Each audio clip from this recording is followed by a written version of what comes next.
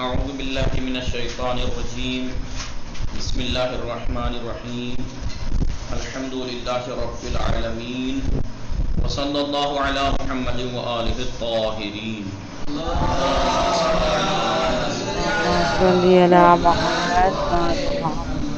خیریت سے آپ سب لوگ ٹھیک ہیں؟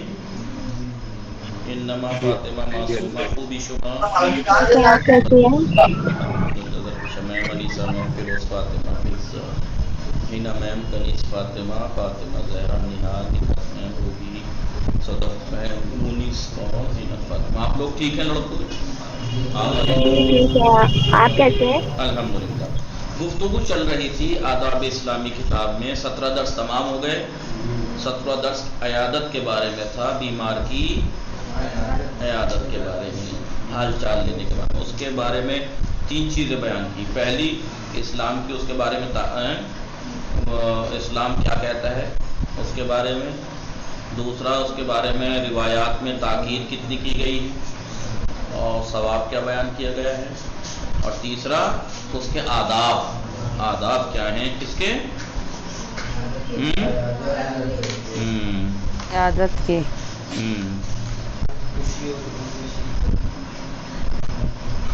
ٹھیک ہے، عیادت کے.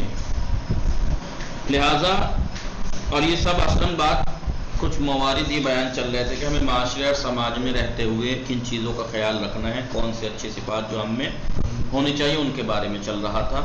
ایسے ہی چلتے ہوئے ایک بات آئی تھی کہ مومن کو خوش کرنا بھی اسلام کے آداب میں سے، اور مومن کو خوش کرنے کا کوئی خاص راستہ ہوا چیز معین نہیں ہے، بلکہ جس طریقے سے بھی آپ مومن کو خوش کر رہے ہیں اس کا اہمیت ہے اسلام میں، بہت تاکید ہے اور بہت زیادہ ثواب بھی بیان کیا گیا ہے. جی اور آپ نے دیکھ ٹھیک ہے. اور یہاں تک کہا گیا کہ سب سے افضل ترین کام کیا ہے؟ عبادت، مومن کو خوش کرنا. لہذا انہی میں سے بہت سے طریقوں میں سے ایک عیادت بتائی. ٹھیک ہے. آج 18واں سبق ہے غم اور خوشی کے مواقع پر شرکت. خدا نہ کرے کسی کو اگر غم لاحق ہوا ہے، کسی کے غم ہوا ہے تو اس میں شریک ہونا چاہیے، اور اگر خوشی ہے تو بھی شریک ہونا چاہیے. ٹھیک ہے. غم اور خوشی کے موقع پر مومنین کے ہاں شرکت کرنا یہ بھی اسلامی تعلیمات میں سے، اسلام نے اس کی تاکید کی اور یہ بھی حق ہے، یہ بھی حقوق میں سے ہی ہے. آئیے دیکھتے ہیں. مومنین کے لیے ضروری ہے کہ وہ پریشانیوں اور مشکلات میں پریشان حال لوگوں کے کام آئیں. یہ اسلام کی اہم تاکیدات میں سے ہے کہ مشکلات کے وقت پریشان حال لوگوں کی پریشانی میں کام آنا ہر مومن کی ذمہ داری ہے. اور اس کے علاوہ اپنے برادران ایمانی کی خوشی اور غم میں بھی شریک ہو، ضرور شریک رہیں، کیونکہ رشتہ داری اور دوستی ایسے ہی موقع پر پرکھی جاتی ہے. غم اور خوشی کے موقع پر ہی انسان کی دوستی اور اس کی رشتہ داری پرکھی جاتی ہے، پتہ لگتا ہے کہ کون کتنا قریبی دوست ہے اور کون اچھا صحیح رشتہ دار ہے. جی اس لیے کہ یہ نیا چیپٹر ہے. جی 18واں سبق نیا چیپٹر ہے. ٹھیک ہے. اس لیے کہ آپ نے دیکھا ہوگا کہ ایسے ہی موقعوں پر کتنے لوگ ہیں کہ ایسے ہی موقعوں پر آ کر بگڑتے ہیں.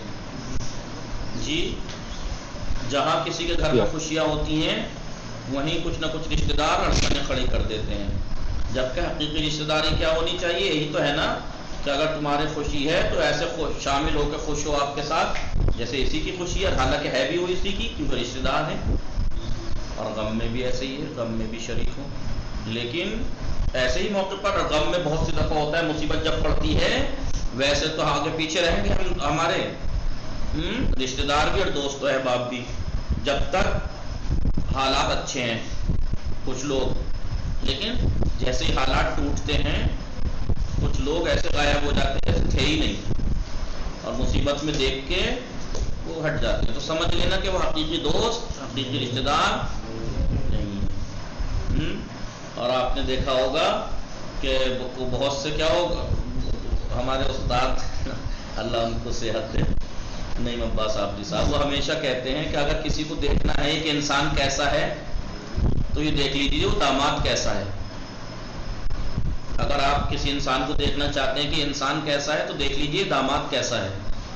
اس لیے کہ داماد تو اس ٹیڑھی کھیر کا نام ہے کہ جب سب جمع ہوتے ہیں خوش ہوتے ہیں یہ اسی دن روٹ کے بیٹھتا ہے. جی یہ جب خوشیوں کا موقع آتا ہے کہ جب ہی روٹ کے بیٹھتا ہے. تو یہ کہتے ہیں کہ اگر کوئی انسان داماد اچھا ہے تو سمجھ لو انسان اچھا ہے. جی صحیح کہہ رہا ہوں میں یا استاد ٹھیک کہتے ہیں ہمارے؟ جی تو یہ کہتے ہیں کہ اگر کسی کو دیکھنا ہے کہ یہ انسان کیسا ہے تو یہ دیکھو یہ داماد کیسا ہے. اگر داماد اچھا ہے تو سمجھو اچھا انسان ہے. ورنہ یہ داماد جو ہوتے ہیں یہ اسی دن روٹ کے بیٹھتے ہیں جس دن گھر میں خوشیاں ہوتی ہیں, اسی دن ہنگامے کرتے ہیں. بیچاری کی لڑکی کی خوشیوں پہ پانی پھیر دیتے ہیں یہ. جی ایسا ہوتا ہے. ٹھیک ہے تو خوشیوں پہ تو یہاں پرکھا جاتا ہے کہ انسان کیسا ہے, کون اپنا ہے کون پرا ہے. یہ اسلام نے بھی یہی کہا ہے. کیا کہا ہے کہ ہر خوشی غم میں مومنین کا فرض ہے کہ وہ شریک رہیں, کیونکہ ایسے ہی موقع پر پرکھی جاتی ہے محبت اور دوستی اور رشتہ داری. اور نیز اور دوسرے کی خوشی یا غم میں شرکت کرنا یہ بھی ایک مومن کو خوش کرنے کا ایک اہم مزاج ہے. یہ بھی تو مومن کو خوش کرنے کا. اب دیکھیے خدا نخواستہ کسی پہ جب غم پڑتا ہے, جب لوگ جمع ہوتے ہیں, یہ کسی کے گھر میں جب موت ہوتی ہے دفن کے لیے جنازہ جاتا ہے, دفن کرنے کے بعد تاکید ہے کہ آپ نے اپنے گھر نہ جائیں بلکہ مرحوم کے گھر واپس جائیں, چاہے دروازے تک جائیں. ایسا ہوتا ہے نہیں ہوتا ہے؟ یہ ہوتی چلتا ہے یہ اتفاق سے. آپ کے یہاں ہے یہ چیز کہ دفن کرنے کے بعد وہیں سے رخصت نہیں ہوتے ہیں قبرستان سے, واپس گھر آتے ہیں مرحوم کے. جی سب وہ آئیں گے, وہاں فاتحہ ہوتی ہے. تو اس سے کیا ہے کہ اس گھر کی لیڈیز جو ہیں وہ خاص کر کے جب تک میت نہیں نکلتی گھر سے بہت حالات خراب رہتے ہیں, رونا دھونا ہوتا ہے. جب میت چلی جاتی ہے تو ایک طرح سے تھوڑی خاموشی سی طاری ہوتی ہے, بہت دیر سے تھک جاتے ہیں رو رو کے. جب وہ پبلک آتی ہے اس پبلک کو دیکھ کے بڑی ڈھارس بنتی ہے, اس پبلک کو دیکھ کے بڑی ڈھارس بنتی ہے. اور یہ میں اچھے سے جانتا ہوں کیونکہ ہمارے پہ گزری ہے ایسی. جب جوان بھائی میرا پچھلے سال اس حالت میں گیا تو کیسا لگتا ہے مجھے ہی معلوم ہے, لیکن جب پبلک کو دیکھتا ہے آدمی تو سکون سا ملتا ہے. جی ایسا ہی ہے. جی آقا. لوگ ساتھ ٹھیک ہے. تو یہ بھی خوش کرنے کا. اور خوشیوں میں آپ جانتے ہیں جب کسی کے ہاں خوشیاں ہوتی ہیں تو جب سب رشتہ دار آتے ہیں, سب دوست احباب آتے ہیں, انہیں دیکھ کے وہ ویسے بھی ایک تو ہے ہی خوشی, اور انہیں دیکھ کے اور اس کو خوشی بڑھتی ہے. ٹھیک ہے کیونکہ ہر شخص زندگی میں, کوئی شخص ایسا ہے دنیا میں جس کے زندگی میں خوشی یا غم نہ ہو. ہر شخص کی زندگی میں خوشی یا غم کے ایسے بے شمار لمحات آتے ہیں جب وہ یہ جانتا ہے, جب وہ یہ چاہتا ہے کہ دوسرے افراد بھی اس کی خوشیوں میں شریک ہوں. ہر انسان کے زندگی میں موقع آتے ہیں کہ وہ یہ چاہتا ہے کہ لوگ میرے ساتھ شریک رہیں, میرے رشتہ دار, میرے دوست و احباب میرے ساتھ کھڑے رہیں. ٹھیک ہے کہ دوسرے افراد بھی اس کی خوشیوں میں شریک ہوں یا اس کے غم میں شریک ہو کر اس کا غم ہلکا کریں, جس سے اس کے دل کو بھی سکون و اطمینان حاصل ہوتا ہے. لہٰذا ایسے موقع پر جب ہم یہ چاہتے ہیں کہ ایسے موقع پر ہر کوئی چاہتا ہے نہیں چاہتا ہے, تو آپ خود سوچئے جب ہم یہ چاہتے ہیں کہ ہمارے رشتہ دار, دوست, احباب ہمارے شریک حال رہیں تو ہمیں بھی ان کے غم اور خوشی میں اسی گرم جوشی کے ساتھ, اسی جذبے کے ساتھ شرکت کرنا چاہیے جیسا ہم چاہتے ہیں کہ لوگ ہمارے ساتھ شریک ہوں. یا ایسا کریں کہ لوگ ہمارے ہاں شریک ہوں, یہ تو ہم تمنا رکھتے ہیں اور ہم کسی کی خوشی میں رہیں نہ غم میں. ہم اپنے ہاں پروگرام ہوتے ہیں تو سب کو چاہتے ہیں کہ سب آئیں اور سب آتے ہیں, لیکن جب دوسروں کے ہاں ہوتے ہیں ہم پہلے ہی بگاڑ کے بیٹھ جاتے ہیں تاکہ جانا نہ پڑے. تو یہ صحیح ہے جی. جیسا کہ مثل مشہور ہے, کہاوت مشہور ہے کہ تالی ایک ہاتھ سے نہیں بجتی, لہٰذا یہ ممکن نہیں ہے کہ ہم کسی کے کام نہ آئیں اور سب لوگ ہمارے کام آتے رہیں. یہ ایک دو بار تو چل جائے گا کہ لوگ یہ سوچیں گے چلو کوئی مجبوری ہوگی, اس نے ہمارے ساتھ نیکی نہیں کی, چلو ہم کر دیں. لیکن جب دیکھیں گے کہ اس کا پیشہ ہی یہ ہے کہ بس یہ چاہتا ہے کہ اس کی خوشی میں بھی شریک رہیں, اس کے غم میں بھی شریک رہیں, اس کے کام بھی آتے رہیں دنیا, اور یہ کسی کے کام نہ آتا ہے نہ جان بوجھ کے, تو پھر یہ لوگ چھوڑ دیتے ہیں اس انسان کو. روایات میں مومنین کے درمیان اخوت اور بھائی چارگی کو تعاقی کہا گیا ہے. جیسے میں نے اس پیچھے ایک درس آیا تھا نا تعاون، یہ تعاون اسی باب سے ہے، یہ تعاقی اسی باب سے. تعاون اون سے ہے، اون یعنی مدد. ہم کہتے ہیں اگر دوسروں کی اون کرنی چاہیے، مدد کرنی چاہیے تو مدد ہوتی، ہم کسی کی مدد کریں. لیکن ہے کہ تعاون اس میں دونوں طرفہ پائی جاتی ہے بات، تم اس کی مدد کرو وہ تمہاری مدد کرے، یعنی ایک دوسرے کی مدد. ایسے ہی اخوت یعنی بھائی چارگی. لیکن تعاقی یعنی تم اسے بھائی مانو وہ تمہیں بھائی مانے. دونوں دو طرفہ ہونا چاہیے، دو طرفہ ہونا چاہیے. جو باب تفاعل سے ہے یہ بھی، جیسے وہاں پہ تعاون باب تفاعل سے تھا ایک باب ہے عربی کا، ایسے ہی تعاقی باب تفاعل سے ہے. باب تفاعل کے معنی دو طرفہ شرکت کے معنی میں آتا ہے کہ دونوں شریک ہوں. ایسا نہ ہو کہ بس ایک ہی کرتا رہے دوسرا نہ کرے، ایک ہی دوسرے کو بھائی مانتا رہے دوسرا مانے نہیں، ایک ہی دوسرے کی مدد کرتا رہے دوسرا کرے نہیں. دو طرفہ ہونا چاہیے. یا ایک دوسرے سے ملاقات کو تزاور کہا گیا ہے. ملاقات کو یہ زیارت سے ہے، یہ بھی باب تفاعل سے. تزاور یعنی تم اس سے ملاقات کرو وہ تم سے ملاقات کرے. آج تم اس سے ملاقات کے لیے گئے ہو تو پھر بعد میں وہ آپ سے ہاں بھی آئے ملاقات کے لیے. اس کے معنی بھی یہی ہے کہ جب ایک شخص دوسرے سے ملاقات کرے تو دوسرا بھی اسی طرح اس سے ملاقات کرنے جائے. لہذا اخوت اور دوستی اسی وقت کامیاب کہلائے گی جب اس میں دو طرفہ رابطہ پایا جائے. زندگی میں خوشی اور غم کے جو مختلف موقع آتے ہیں، کتنے آتے ہیں، ہم روایات کی روشنی میں ان میں سے صرف دو موقعوں کا تذکرہ کریں گے. خوشی کے موقع تو کسی کی جب لوگ دعوت کرتے ہیں، بھائی دعوت کا انتظام کرتے ہیں، خوشی کا موقع یہ ہے، اور موقع ہے غم کا موقع موت ہے. ایسے اور بہت سے غم کے موقع ہیں لیکن یہاں دو کا ذکر کریں گے، ایک غم کا اور ایک خوشی کا. پہلا دعوت قبول کرنا، یہ بھی اہم ذمہ داریوں میں سے ہے کہ اگر کوئی مومن آپ کو دعوت دے آپ قبول کریں گے. روایات دیکھیے گا تو آپ کو اس کی اہمیت پتہ لگے گی دعوت قبول کرنے کی. برادران ایمانی بھائی کے جو حقوق ایک دوسرے کے ذمے ہیں ان میں سے ایک حق ہے مومنین کی دعوت کو قبول کرنا. یہ بھی ہے اور اس کو روایات میں باقاعدہ حق قرار دیا گیا ہے. یہ بھی ایک حق ہے. اگر میں نے آپ کو دعوت دی ہے تو یہ میرا آپ کو حق ہے، آپ کو اتارنا پڑے گا، قرض اتارنا پڑے گا، آپ کو آنا پڑے گا. جیسا کہ امام جعفر صادق علیہ السلام، جیسا کہ ہمارے چھٹے امام فرماتے ہیں من حق المسلم ان یجیبہ اذا دعاہ. مسلمان کے حقوق میں سے ہے کہ جب اس کا جواب دے جب وہ اس کو بلائے، یعنی جب وہ اس کو دعوت دے تو اسے قبول کرے. دوسری روایت میں ہے یہ ہے کہ مومن کی دعوت کو قبول نہ کرنے کو یہ مومن کو اوپر ظلم قرار دیا گیا. اگر ہم کوئی دعوت کرے ہماری اس کو قبول نہ کریں تو اسے ظلم قرار دیا گیا ہے، ظلم مومن کے اوپر. جیسا کہ چھٹے امام جعفر صادق علیہ السلام نے اپنے باپ دادا اجداد طاہرین کے ذریعے پیغمبر سے روایت کی ہے. مثلا چھٹے امام نے پانچویں امام نے چوتھے سے، چوتھے امام نے تیسرے، امام حسین سے، انہوں نے امام حسن اور امام مولا کائنات سے، اور انہوں نے مثلا حضرت رسول اکرم سے سنا. کیا فرمایا رسول اکرم نے؟ آپ نے فرمایا کہ ثلاثۃ من الجفا، تین چیزیں ظلم ہیں، تین چیزیں ظلم ہیں. پہلی ان یدعى الرجل الى طعام، ایک انسان کو اسے دعوت کو بلایا جائے کھانے کی، فلا یجیب، وہ قبول نہ کرے، یا او یجیب یا قبول کرے، فلا یاکل، لیکن کھائے نہ، یہ جفا ہے. ایک چیز اس میں سے گنا دی، تین میں سے آپ کے بیچ میں جگہ چھوڑ دی. تین کام ظلم ہے. ان میں سے ایک یہ ہے کہ جب کوئی مومن کھانے پر مدعو کرے، بلائے تو اسے قبول نہ کرے، یا قبول کر لے مگر کھانا نہ کھائے، یہ ظلم ہے.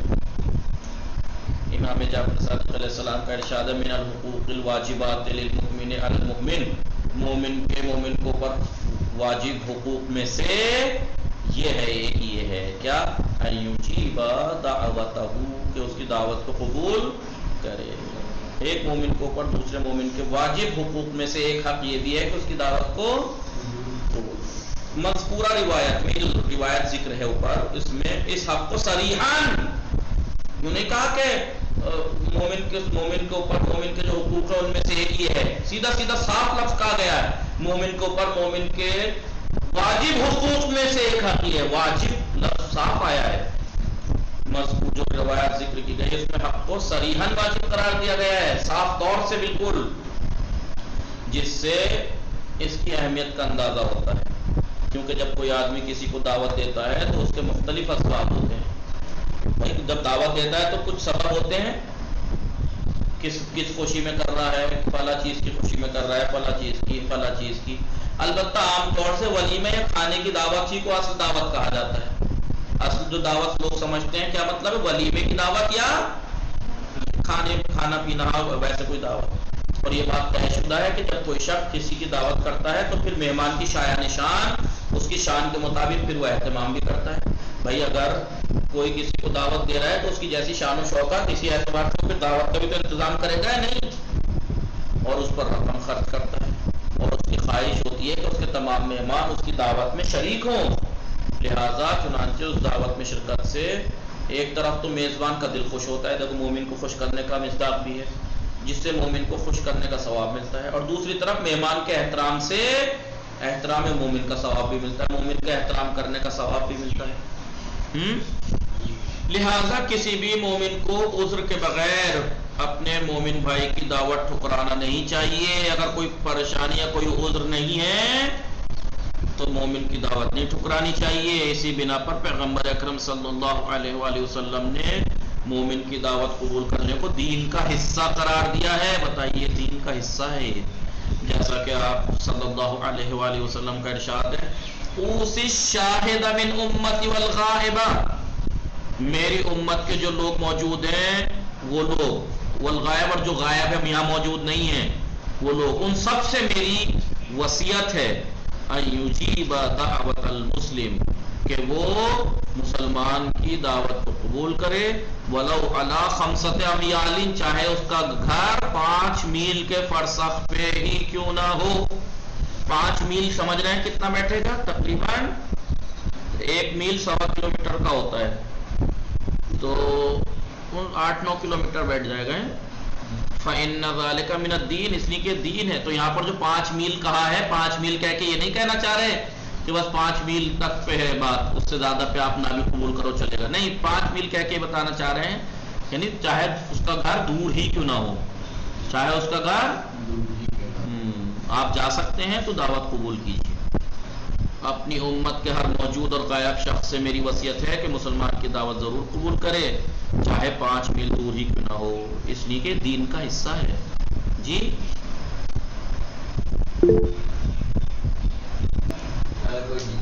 چلیے دوسری حدیث میں پیغمبر اکرم صلی اللہ علیہ وآلہ وسلم کا ارشاد ہے،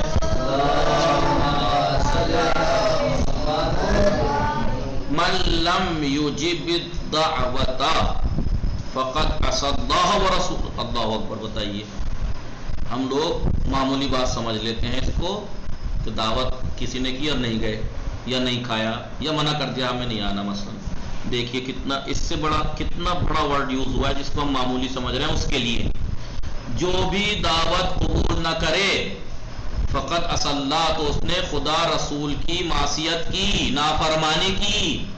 بتائیے جو شخص کسی کی دعوت قبول نہ کرے اس نے خدا اور اس کے رسول کی نافرمانی کی. وَيُكْرَهُ إِجَابَةُ مَنْ يَشْهَدْ وَلِيمَتَهُ الْأَغْنِيَاءُ دُونَ الْفُقَرَاءِ. اور اس شخص کی دعوت میں شرکت کرنا مکروہ ہے جس شخص نے اپنے ولیمے میں، اپنے ہاں دعوت میں مالداروں کو بلایا ہو، غریبوں کو نظر انداز کیا ہو. ہوتا ہے بعض جگہ دعوتوں میں بڑے بڑے لوگوں کو بلا لیتے ہیں اور جو غریب ٹائپ کے ہیں وہ چاہے محلے کے ہی کیوں نہ ہو انہیں پوچھتے بھی نہیں ہیں. جو شخص، اور آپ نے مولا کائنات کی شاید اسی کتاب میں آئے نہج البلاغہ میں ہے، آپ کے ایک گورنر کے بارے میں آپ کو خبر ملی، شاید حنیف تھا یا کون تھا، تو یہ آپ نے فوراً خط لکھا اسے کہ مجھے خبر ملی ہے کہ تو نے کسی مالدار کے ہاں دعوت میں شرکت کی اور ایسی جگہ دعوت کے جہاں پر غریبوں کو نظر انداز کیا گیا تھا اور صرف مالداروں کو بلایا گیا تھا، تو اس سے یہ امید نہیں تھی. تو ایسی دعوت میں جانا نہیں چاہیے جہاں صرف مالداروں کو پوچھا گیا ہو، غریبوں کو نظر انداز کیا گیا ہو. ٹھیک ہے، سمجھ میں آ رہا ہے آپ لوگوں کے؟ ٹھیک ہے، اس میں شرکت کرنا مکروہ. دیکھیے جو شخص کسی کی دعوت قبول نہ کرے اس نے خدا اور اس کے رسول کی نافرمانی کی ہے. البتہ جس دعوت میں صرف امیروں کو بلایا جائے اور غریبوں کو نظر انداز کر دیا جائے اس میں شرکت کرنا مکروہ ہے۔ اسی لیے پیغمبر اکرم صلی اللہ علیہ وآلہ وسلم نے مسلمان کی دعوت رد کرنے کو، دعوت سے انکار کرنے کو خدا اور رسول کی نافرمانی قرار دیا ہے، جس کا مطلب کیا ہوا؟ جس کا مطلب یہ ہے کہ مومن کی دعوت کو قبول کرنا مومنین کے حق کے علاوہ خدا کی اطاعت بھی ہے، یہ خدا کے حکم کی ابھی تک تو یہ مومن کا حق ہی تھا، یہ خدا کا اطاعت بھی ہے، خدا کی اطاعت ہے، نہیں تو نافرمانی کی آپ نے۔